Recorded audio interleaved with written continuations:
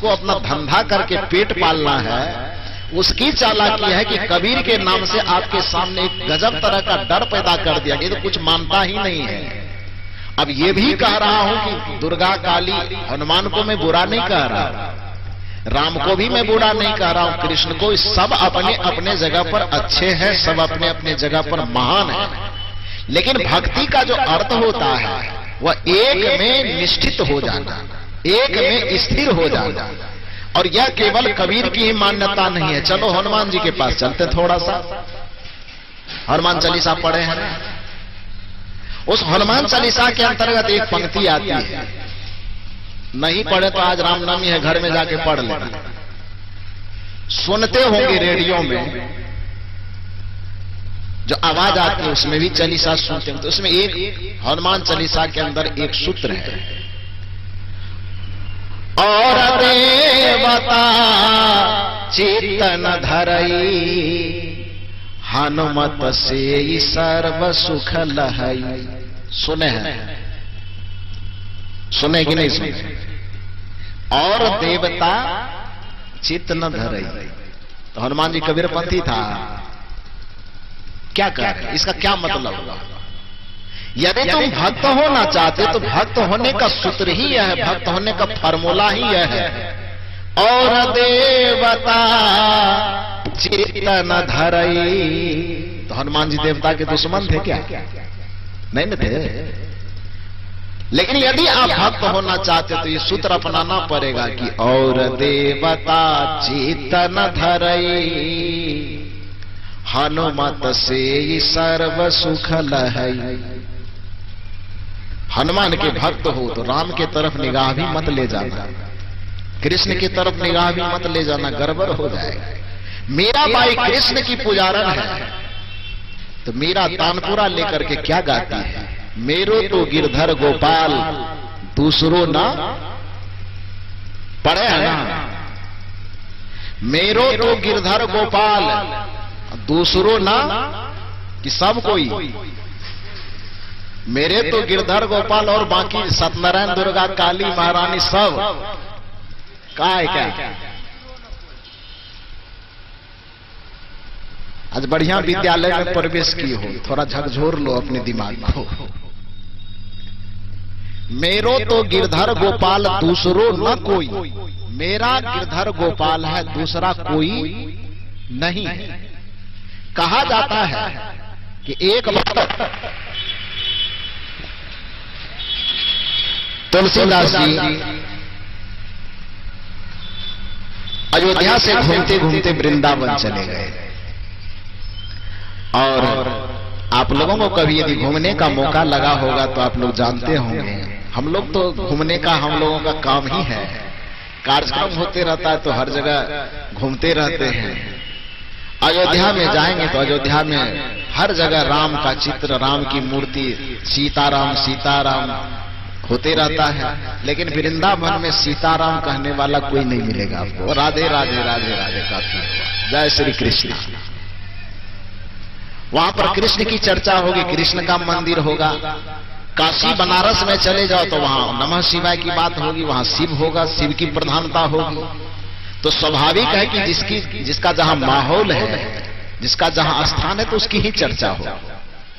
गोस्वामी तुलसीदास जी को हुआ कि अयोध्या, हम राम जी के तो भक्त हैं ही, अयोध्या घूमते घूमते बहुत दिन हो गया है, एक बार वृंदावन भी घूम करके देख लिया जाए। और वृंदावन घूमने के लिए जाते हैं। जब वृंदावन गए तो वहां पर राम जी तो मिलेंगे नहीं, वहां कृष्ण मिलेंगे। न राम का नाम सुनने को मिलेगा, न राम की मूर्ति मिलेंगे, न राम के विषय में कुछ होगा। देखो, गोस्वामी जी जब जाते हैं वहां पर तो वहां पर सब चीज कृष्ण का ही रूप है, कृष्ण का ही गुणगान है। संध्या के समय में एक मंदिर में, कृष्ण जी के मंदिर में गोस्वामी जी ठहर जाते हैं। तो संध्या के बेला में दीप आरती होगी, प्रार्थना वंदना होगा। प्रार्थना वंदना जब होने लगे तो सभी संत खड़े हो गए। गोस्वामी जी भी एक संत थे। भले ही कृष्ण की वहां उपासना होती हो, लेकिन सगुण की उपासना थी, जिसके कारण राम जी भी सगुणवादी, ये तुलसीदास जी भी सगुणवादी और सुर मीरा इत्यादि भी सगुणवादी। तो वहां के सगुणवादी संतों ने कहा कि भगवान की आरती हो रही है, भगवान की पूजा हो रही है, तुलसीदास जी आप भी चलिए पूजा में भाग ले लीजिए। आपको कैसा लगता है, तुलसीदास जी भाग लिया होगा कि नहीं लिया होगा? बड़ी आसानी से कह दिया नहीं लिया होगा। तुलसीदास जी को कहा गया कि चलिए वहां पूजा हो रहा है, आप भी वहां अयोध्या में राम जी का तो पूजा वंदना अभिषेक किया ही करते हैं। आज वृंदावन आ गए तो चलिए भगवान का ही दूसरा रूप है, राम का ही दूसरा रूप है कृष्ण जी, तो उसकी पूजा वंदना आरती में भाग लीजिए। तुलसीदास जी क्या किए होंगे ये बताओ? चले जाना चाहिए। आप लोग तो जाते हो, दुर्गा काली शिव हनुमान गणेश जितना 33 करोड़ देवता है, जहां जहां मिलता है सबके सामने जाते हो ना। तुलसीदास जी को भी जाना तो चाहिए, नियम यही कहता है। तुलसीदास जी ने कहा कि नहीं, मैं नहीं जा सकता। लोगों के मन में प्रश्न हुआ का क्यों आप मूर्ति पूजा नहीं करते हैं क्या? का करते तो हैं, तो का ये मूर्ति नहीं है? गोस्वामी जी ने कहा कि मूर्ति है, लेकिन मेरे जो इष्ट देव हैं जिसकी उपासना आराधना मैं करता हूं वो मूर्ति नहीं है। देखो इसमें ज्ञान कितना छिपा हुआ है। गोस्वामी जी ने कहा कि ये मेरा वाला नहीं है। जो थोड़ा अधकचरा में थे उसने कहा कि ये कौन सी बात कर रहे हैं महाराज?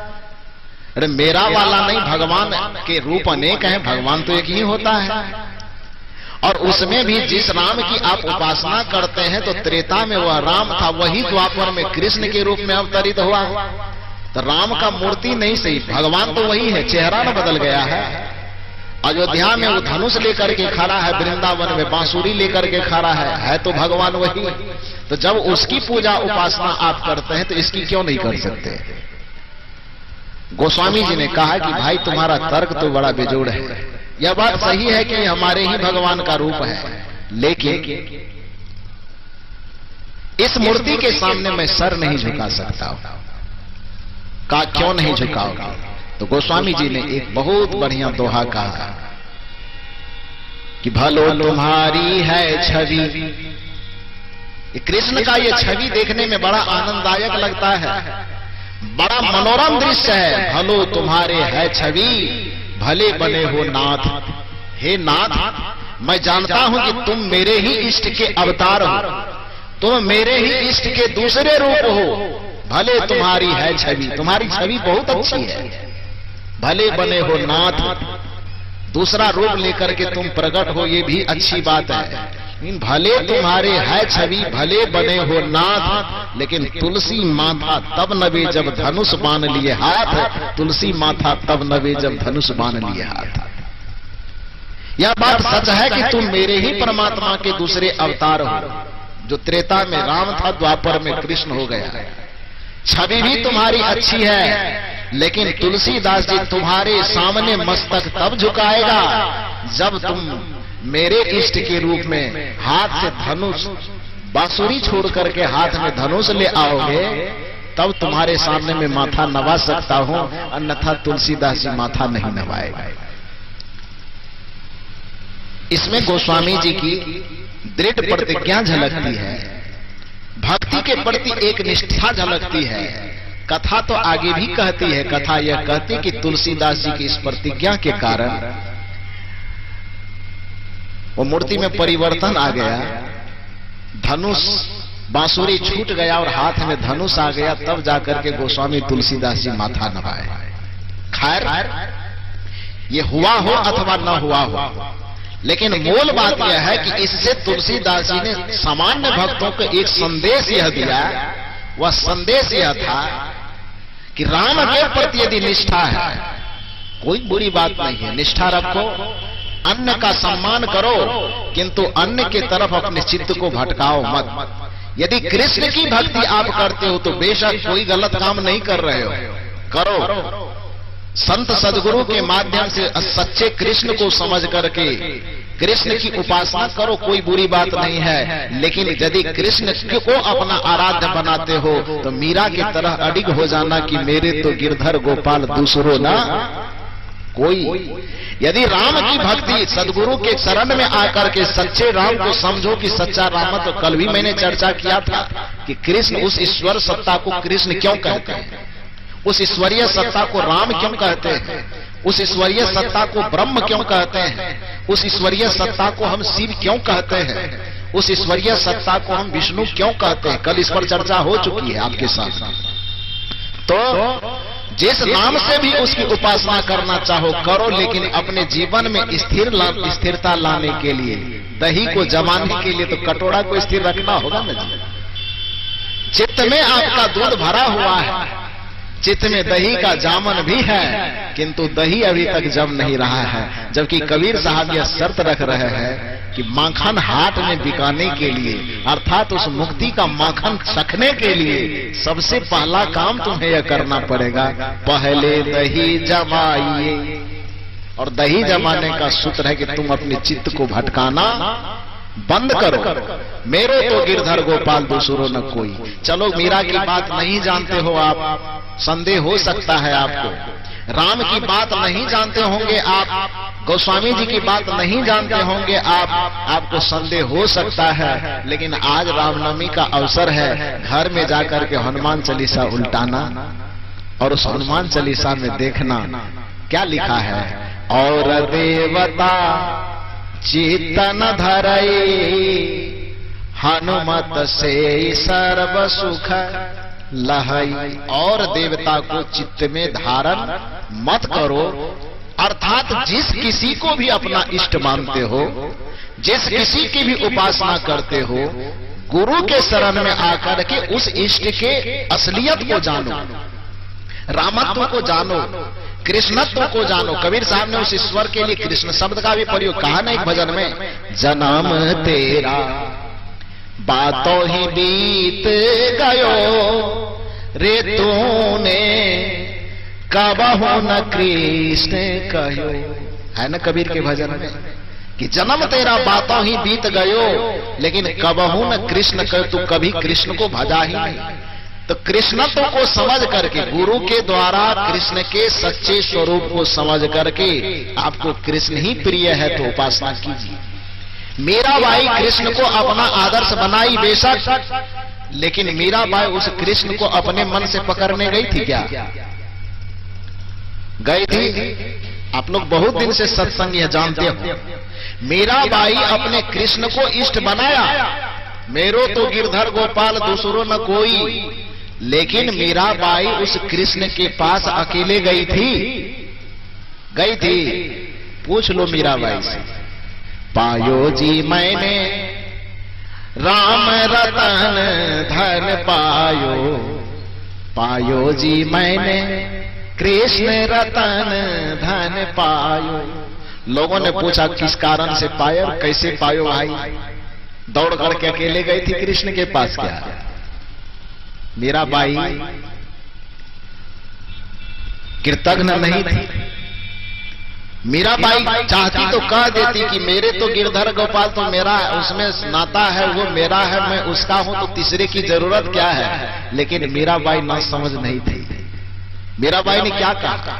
ये सच है कि मैंने राम रतन धन को पाया, ये सच है कि मैंने कृष्ण रतन धन को पाया, लेकिन पाया कैसे भाई? पायो जी मैंने राम रतन धन पायो। लोगों ने प्रश्न किया कैसे पायो? देखो, वस्तु अमोलक दी मेरे, आगे जानते हो, वस्तु अमोलक दी मेरे सतगुरु कर कृपा अपनायो। पायो जी मैंने राम रतन धन पायो जी मैंने राम रतन धन पायो।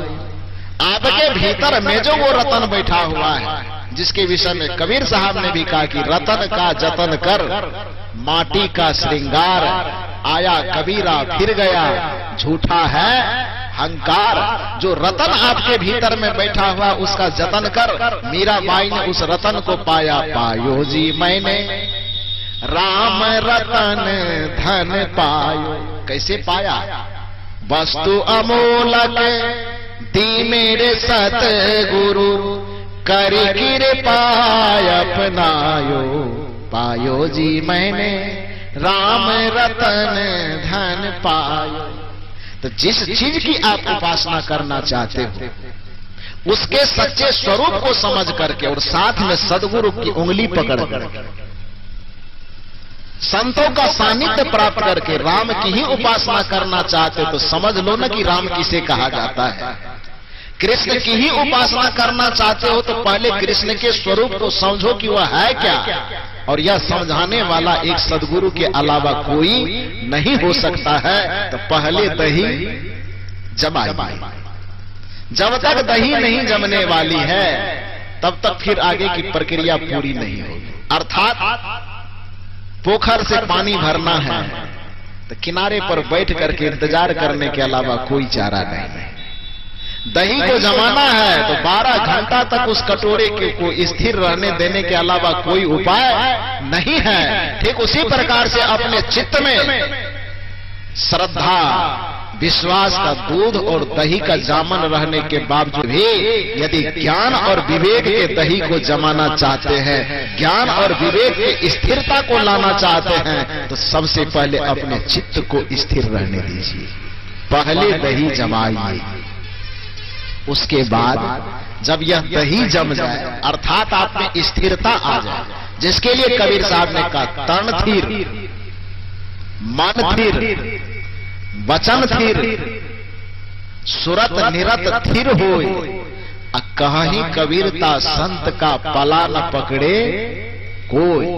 यदि आपके जीवन में तन की स्थिरता आ गई, मन की स्थिरता आ गई, वचन की स्थिरता आ गई, सुरत और निरत की स्थिरता आ गई, तो समझ लो कि आपका इस धरती पर कल्याण के रास्ते में बढ़ने में काल यदि आपके पल्लू को पकड़ना चाहेगा तो उस काल के बाप की भी औकात नहीं है कि आपके पल्लू को पकड़ के पीछे घिस ले। माया के बाजार में घसीट करके ले, ऐसा हो नहीं सकता। लेकिन शर्त पहले दही जमाइए, अर्थात अपने चित्त को समस्त हलचलों से मुक्त करके थोड़ा स्थिर कीजिए। और जब स्थिर हो जाए उसके बाद पहले दही जमाइए, उसके बाद पीछे दुहिए गाय, फिर पीछे गाय को दुहिए। गाय किसका नाम है? भक्तों के लिए। गाय किसे कहा जाता है? जैसे बछड़े गाय के पास जाकर के क्या करते हैं? उसका दूध पीते हैं ना। जैसे बछड़े के लिए गाय उसकी मां है, वैसे भक्तों के लिए उसकी मां कौन है? उसका गाय कौन होगा जी? गुरु होगा, संत होगा, होगा ना। बछड़े के पास दूध होता, गाय के पास दूध है, बछड़ा उस दूध का पान करता है। संतों के पास जब भक्त जाता है, गुरु के पास जब भक्त जाता है, तो उसको कौन सा दूध चाहिए? कौन सा दूध? ज्ञान का दूध चाहिए। याद रखना, श्रद्धा और विश्वास के बगैर यदि आपके पास ज्ञान चला गया तो वह ज्ञान आप में अहंकार पैदा कर देगा। और ज्ञान अज्ञान जितना खतरनाक नहीं है, ज्ञान का अहंकार उससे ज्यादा खतरनाक है। अज्ञान के कारण तो भवसागर में बहुत कम लोग डूबते हैं, लेकिन ज्ञान के अहंकार के कारण डूबने वालों की कतार लग जाएगी। अज्ञान से मुक्त होकर के ज्ञान पाना अच्छी बात है, लेकिन ज्ञान का अहंकार आ जाए आप में। और ज्ञान का अहंकार आता क्यों है? क्योंकि पहली प्रक्रिया पूरी नहीं की गई कि पहले दही जमाया नहीं गया और गाय दूहने की कोशिश शुरू हो गई। क्योंकि हम संसार में जीते हैं ना, तो संसार वाला नियम ही अपनाते हैं, पहले गाय दूहेंगे तब ना दही जमाएंगे। लेकिन कबीर कहते हैं फंसोगे। पानी को साफ करने का ये तरीका है ही नहीं कि उसमें कूद पड़ो। पानी को साफ करने का तरीका है शांत होकर के हाथ मोड़ बैठ करके देखते रहो। पहले दही जमाओ, अर्थात पहले हृदय में श्रद्धा, ज्ञान, श्रद्धा, भक्ति, विचार को आने दो, और उसके बाद पीछे दुहिए गाय। तब सदगुरु के शरण में जाओगे तो आपको वहां से ज्ञान मिलेगा। सदगुरु के शरण में आता तो सब है, ज्ञानी भी आता है, अज्ञानी भी आता है, श्रद्धावान भी आता है, अश्रद्धावान भी आता है। लेकिन आप एक बताओ, गाय के पास चले जाने मात्र से दूध मिल जाएगा क्या? गाय के पास जाने की बात छोड़ दो, गाय के स्तन के पास, गाय के थन के पास चले जाने के बावजूद भी सबको दूध नहीं मिल सकता है। यदि गाय के स्तन के पास पहुंचने के बाद सबको दूध मिल जाता तो गाय के स्तन के पास बछड़ा भी जाता है और गाय के स्तन के पास मक्खी भी जाता है, जोक भी जाता है। गाय के स्तन पर मक्खी बैठता है, डंक मारता है, अपना जो छोटा सा सिरिंज रखा है वो गाय मक्खी, तो उस स्तन से कितना किलो दूध निकालता होगा? कितना केजी दूध निकालता होगा? पानी में चरने के लिए गाय चली गई है, वो जोक आया पानी वाला और उधर से स्तन में वो लग गया है, कितना बाल्टी दूध निकालेगा उधर से? या मत समझो या भूल मत जाना कि केवल स्तन के पास पहुंच जाने से ही हमको दूध मिलेगा। अरे स्तन के पास गाय का बच्चा भी पहुंचता है और उसी स्तन के पास एक मक्खी भी पहुंचता है, एक जोक भी पहुंचता है। निर्भर यह करता है कि तुम गाय के पास पहुंचे हो तो तुम बछड़ा बन के पहुंचे हो कि उसके पास जोंक बन करके, मक्खी बन करके पहुंचे हो। यदि तुम जोंक और मक्खी बन करके पहुंचे तो गाय के थन के पास जाने के बावजूद भी तुमको दूध नहीं मिलेगा, तुमको खून मिलेगा और खून कोई पीना नहीं चाहता। दूध पीने की आशा लेकर के आए हो लेकिन अब तक तुमने खून पाया है तो कमी इस स्तन में नहीं है, थन में नहीं है। कमी तुम्हारी वृत्ति में है कि तुम्हारी वृत्ति अभी तक बछड़े की नहीं बन पाई, तुम्हारी मनोवृत्ति अभी तक बच्चे की नहीं बन पाई। बच्चा बन करके जाओ ना, ज्ञान थोड़ा भी हो, ज्ञान ना हो तो उतना ज्यादा खतरनाक नहीं, लेकिन ज्ञान का अभिमान नहीं होना चाहिए। भगवान श्री कृष्ण ने कहा कि अहंकारक बलं दर्पम कामं क्रोधक परिग्रहम विमुच्य निर्ममो शांतो ब्रह्म भूयाय कल्पते। ज्ञान, पद, प्रतिष्ठा का अभिमान आदमी को अपने परम सत्य से बहुत दूर कर देता है, परम शांति से बहुत दूर कर देता है। कबीर साहब कहते हैं सबसे पहला काम बछड़ा दूध तब प्राप्त कर सकता है जब सबसे पहले दही जम जाए। गलती यही हो रही कि दही ही पहले नहीं जमने दिए हो। कभी दुख आता है तो कभी कबीर के सामने भी हाथ जोड़ लेते हो, कभी दुर्गा, काली, गणेश, गणपति उतना हम नाम भी नहीं जानते हैं जितना आप लोग जानते होंगे। ये काम सबसे पहले बंद करो। इसका मतलब मैं ये नहीं कहता हूं कि आप राम को गाली दो या हनुमान को गाली दो या काली को गाली दो। गाली तो किसी को दो ही मत, दुश्मन को भी मत दो।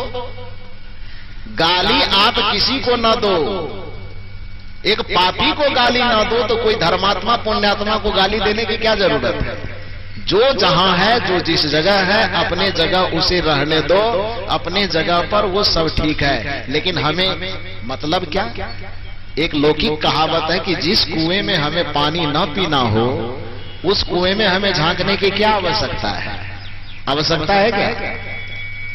आवश्यकता नहीं है। ठीक उसी प्रकार से सब अपने अपने जगह अच्छे, सब अपने अपने जगह महान, लेकिन हमारे लिए जिसका चयन एक बार हम कर लेते हैं, हम उसके प्रति पूर्ण समर्पित होकर के चित्त को एकाग्र करें, चित्त को स्थिर करें। कबीर साहब की भाषा में इसी को कहा जाता है पहले दही जमाइए। कल्याण का यह सूत्र है। कल्याण आप पाना चाहते हो, आत्म तत्व तक पहुंचना चाहते हो, उस परम सत्य तक पहुंचना चाहते हो तो उलटवासी में कबीर साहब ने यह संदेश दिया है पहले दही को जमाइए, अर्थात चित्त को स्थिर कीजिए, मन को स्थिर कीजिए, बुद्धि को स्थिर कीजिए। आपकी भक्ति जो बिखरी हुई है उस भक्ति को स्थिर कीजिए और जैसे ही आपकी भक्ति स्थिर होगी तो याद रखना उससे बड़ी से बड़ी चीज भी जल करके खाक हो जाएगी। बहुत बड़ा पाप भी होगा ना। जिस दिन आपकी भक्ति स्थिर हो गई आपके दुर्गुण जल करके खाक हो जाएंगे। जिस दिन आपकी भक्ति दृढ़ हो गई उस दिन आपके दुख जल करके खाक हो जाएंगे। मुझे याद है मैं जब आईएससी का परीक्षा दे रहा था तो आपके बगल में कौन सा कॉलेज है? कॉमर्स कॉलेज है ना। कॉमर्स कॉलेज में ही मेरा सेंटर पड़ा था आईएससी का। जब अपने साथी के साथ यहां परीक्षा देने आया था, आज उस बात को कितना दिन, कम से कम 14 साल तो जरूर हो गया, 14 या 15 साल लगभग, ज्यादा हो गया उतना याद नहीं, अनुमान मान लीजिए 14 या 15 साल। उस समय छोटा थे। जब हम परीक्षा देने के लिए आए तो हमारे 4-5 साथी, परीक्षा गणित की परीक्षा थी, हम साइंस का स्टूडेंट थे, हम गणित का परीक्षा देने के लिए तो उसमें प्रकाल बॉक्स वगैरह लाया जाता था। तो परीक्षा हम लोगों के दूसरे सीटिंग में थी, तो हम लोग 4-5 विद्यार्थी, यही कॉमर्स कॉलेज जो आपके बगल में है, बैठ गए 4-5 साथी। और 4-5 साथी बैठ करके कहे क्या करोगे? कहा आज एक अद्भुत खेल सीखे, खेलते। तो नवजुवक थे हम लोगों ने कहा ठीक है खेलो। उसमें से प्रकाल बॉक्स में से एक लेंस निकाला। आप लोग भी शायद विद्यार्थी लोग खेले होंगे, आप लोग ये देखे, एक प्रयोग है यार। लेंस निकाले और उस लेंस के नीचे में कागज का थोड़ा बहुत चीर-चाड़ करके टुकड़ा कर दिए और नीचे में रख दिए। और लेंस के टुकड़े, उस लेंस को लाए और उस कागज के ऊपर में 5 मिनट इस प्रकार से रखे, सूरज की रोशनी के सामने। क्या होता है बताओ? जलता है ना। इंटर की परीक्षा देने आए थे तब ये खेल हम लोग खेले थे। बाद आप लोग भी बचपन में देखे होंगे अथवा उस लेंस को सूरज के रोशनी के सामने रख करके नीचे में कागज फाड़ करके रख दिए। 5 से 7 मिनट रहा होगा, उस कागज में आग लग गई। पेट्रोल कहीं से लाना पड़ा, डीजल कहीं से लाना पड़ा नहीं, कौन चीज से जलाता? सूरज की रोशनी से। आज तक बताओ, मैं आपसे पूछना चाहता हूं कि सूरज की रोशनी के कारण से आज तक किसी के घर में आग लगी है क्या? किसी के शरीर में आग लगी है? लेकिन उस सूरज की रोशनी, जिस सूरज में करोड़ों गुना ऊर्जा होगी, लाखों अरबों गुना उसमें आग होगी, उसी करोड़ों गुना सूरज से, उस करोड़ों गुना ऊर्जा वाले सूरज से आज तक किसी का घर नहीं जला है, आज तक किसी का शरीर नहीं जला है, संसार के कोई भी पदार्थ नहीं जले हैं। लेकिन उसी सूरज से एक चुटकी भर ऊर्जा लिया होगा, उतना भी नहीं। लेंस पे कितना पड़ा होगा? थोड़ा सा, जिसकी गिनती नहीं कर सकते आप। इतना बड़ा शीशा पे कितना पड़ा होगा? थोड़ा सा। और उस शीशे के माध्यम, उसके माध्यम से आप चाहो कि पूरे पृथ्वी को हम जला के खाक कर दें तो पूरा पृथ्वी जल सकती है। क्यों नहीं जले? एक जगह लग जाए तो पूरा पृथ्वी नहीं जलेगा क्या? जलेगा ना। सूरज की रोशनी से आज से करोड़ों वर्षों से सूरज इस संसार में मौजूद है, लेकिन एक भी खड़ के तिनके को भी जला नहीं पाया है, जलाया है। लेकिन लेंस का सहारा लेकर, शीशे का सहारा लेकर, उस सूरज के थोड़े से ऊर्जा से, थोड़े से प्रकाश से चाह ले कोई व्यक्ति तो पूरे संसार को जला करके खाक कर सकता है। प्रश्न होता है कि यदि उसी प्रकाश से, उसी ऊर्जा से थोड़ी सी ऊर्जा लेकर के पूरे पृथ्वी को जलाया जा सकता है, तो करोड़ों अरबों खरबों गुना ज्यादा ऊर्जा, ज्यादा अग्नि होने के बावजूद भी सूरज आज तक एक भी खरपतवार को क्यों नहीं जलाया? जवाब है, दे सकते हो आप, क्यों नहीं जलाया? सीधा सा उत्तर है कि सूर्य के पास अथाह ऊर्जा तो है, सूर्य के पास अथाह उष्मा तो है, लेकिन पूरे वातावरण में चारों तरफ वह क्या है? सिमटा हुआ कि बिखरा हुआ? क्या है? सूर्य के पास अथाह गुना ऊर्जा होने के बावजूद भी, जिसकी गिनती हम नहीं कर सकते इतनी ऊर्जा है, किंतु वह पूरे प्रकृति में चारों तरफ बिखरा पड़ा है, जिसके कारण करोड़ों वर्षों से भी आज तक एक भी तिनके को जला नहीं पाया। लेकिन उस लेंस पर भले ही रत्ती भर थोड़ा सा ऊर्जा पड़ता है, लेकिन लेंस पर जितना ही पड़ता है वह सिमट करके जब एकत्रित होता है तो उसमें इतनी ताकत आ जाती है कि कागज क्या पृथ्वी के ढेर को भी जला करके खाक कर सकता है। आपके जीवन में जो अवगुण है, आपके जीवन में जो पाप है, आपके जीवन में जो दुराचार है, आपके जीवन में जो दुखों का पहाड़ है, उसे जलाने और मिटाने की कोशिश तो आप करते हो और आपके पास ऊर्जा की भी कमी नहीं है। जला के खाक कर सकते हो, लेकिन क्यों नहीं कर पा रहे हो? क्योंकि दही जमाने वाला काम नहीं किए हो, सिमटने वाला काम किए ही नहीं हो। भक्ति के मार्ग में आकर के भी बिखरे बिखरे रह गए। एक तो पहले से बिखरी, मेरा बेटा, मेरी पत्नी, मेरी बहू, मेरी नानी, मेरी दादी, मेरी काकी, चेतना बिखड़ी। धर्म के मार्ग में भी आए तो उधर लड्डू भी चढ़ाना, उधर दिया भी चढ़ाना, उधर ये भी करना, इधर बिखरे रह गए।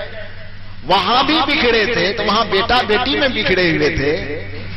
और दुख की बात है कि वहां 2, 4, 5, 10 में बिखरे थे, में बिखर गए, 33 करोड़ में बिखर गए। नया नया पैदे होते जा रहा है। संतोषी मैं तो ये फल्ला, मैं तो चिल्ला, मैं तो ये, मैं तो वो, मैं। बुरा मत मानना, कोई भी आ गया।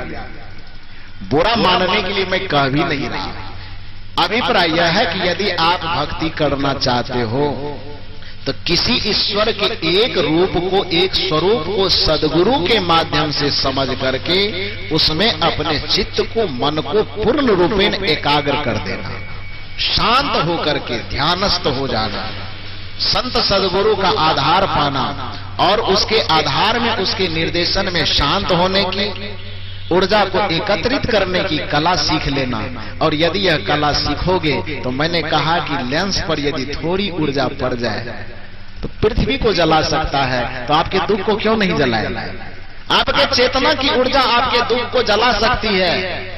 आपके आत्मा की ऊर्जा आपके भवबंधन को जला करके खाक कर सकती है। आपके आत्मा की ऊर्जा आपके समस्त समस्याओं को जला करके खाक कर सकती है, बशर्ते उस आत्मा की ऊर्जा को सिमट करके केंद्रित होने दीजिए। और उस आत्मा की ऊर्जा को सिमटने के लिए पहले दही जमाइए, उसके बाद पीछे दुहिए गाय। गाय के पास आइए, क्या लेने के लिए? खून लेने के लिए कि दूध लेने के लिए? और दूध लेने के लिए जब भी आओगे तो तुम गाय का बच्चा बन करके आना, जोक और मक्खी बन करके कभी मत आना, अन्यथा पास आके भी दूध नहीं मिलेगा तुम्हें, या ध्यान रखना। तो 2 बात, समय ज्यादा हो रहा है, इतनी लंबी व्याख्या नहीं करूंगा। पहले दही जमाइए, पीछे दुहिए गाय, ये 2 काम हो गया। तो बछड़ुआ के पेट में, बच्चा उसके पेट में। बच्चा क्या है? ज्ञान का बच्चा, अर्थात ज्ञान का फल मोक्ष, ज्ञान का फल, ध्यान का फल शांति, ज्ञान और ध्यान का फल आनंद, ज्ञान और ध्यान का फल परमात्मा। बच्चा क्या होता है? मां का फल ही तो बेटा होता है, गाय का फल ही तो बछड़ा होता है। तो उसी तरह से गाय जब दूह लीजिएगा, अर्थात ज्ञान को दूह लीजिएगा, ध्यान को दूह लीजिएगा इस संतों गुरुजनों के गाय के माध्यम से, तो बछड़ुआ के पेट में, उसी ज्ञान ध्यान के पेट में ही बच्चा रहेगा। वह बच्चा किस चीज का? शांति का, आनंद का, कल्याण का, मुक्ति का, मोक्ष का, परमात्मा का, जो नाम दे दो आप, मर्जी आपकी। पहले दही जमाइए, पीछे दुहिए गाय, और बछड़ुआ के पेट में शांति, आनंद, परमात्मा, ईश्वर उसी ज्ञान ध्यान के कोख में छिपा हुआ है। माखन हाट बिका है। आपकी पर्सनल लौकिक जीवन में जब तक रहेंगे, क्योंकि संसार एक हाट है, माखन हाट बिका, अर्थात जहां भी जाओगे आपको सफलता मिलेगी। शांति का मिलना, सफलता का मिलना, ये माखन ही तो खाना है।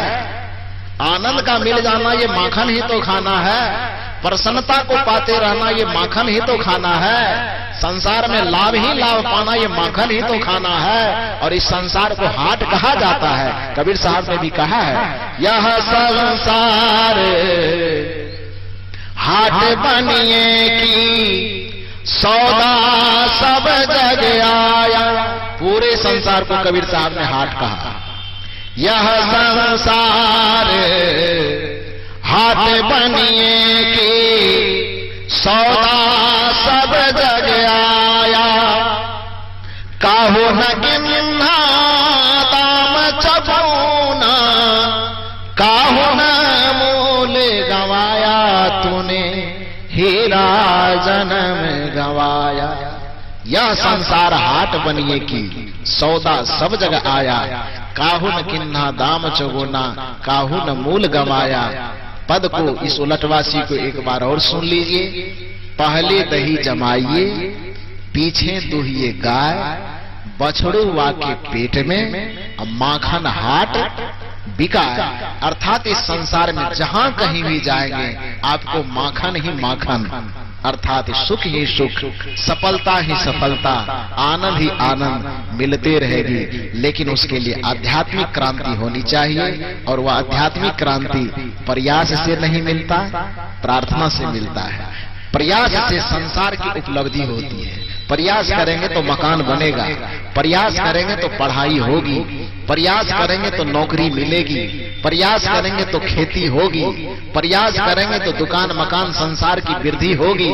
लेकिन प्रयास करेंगे तो आत्मा भी मिल जाएगा, यह गलत बात है। वहां सिर्फ प्रार्थना, वहां सिर्फ स्थिरता, वहां दही जमाने वाली बात है, एक में स्थिर होने की बात है। तो पहले दही जमाइए, पीछे दुहिए गाय, बछड़ुआ के पेट में माखन हाट बिका। माखन हाट में बिकता है। सज्जनों, मैंने बातें आरंभ की थी कि आप मनुष्य का शरीर पा लेने मात्र को सौभाग्य का विषय मत मानिए। यदि आप दुखों से मुक्त होना चाहते हैं, कल्याण पद को पाना चाहते हैं, तो उसके लिए तीन चीज आवश्यक है, जिसके लिए शास्त्रकार ने कहा कि दुर्लभम प्रेमी वित्तम देवातुकं हेतुकं मनुष्यत्वम मुमुक्षत्वम एवं महापुरुष संश्रय। हमें मनुष्य का शरीर मिले, साथ साथ उसमें सत्संग के प्रति ललक हो, मोक्ष के प्रति जिज्ञासा बने, और संत सदगुरु का सानिध्य हमें प्राप्त हो, वह भी सच्चे संत सदगुरु का। तो हमारे कल्याण को इस धरती पे कोई नहीं रोक सकता है, हमारा कल्याण होगा। बस इन्हीं निवेदनों के साथ विचारों की कड़ी को विराम देता हूं।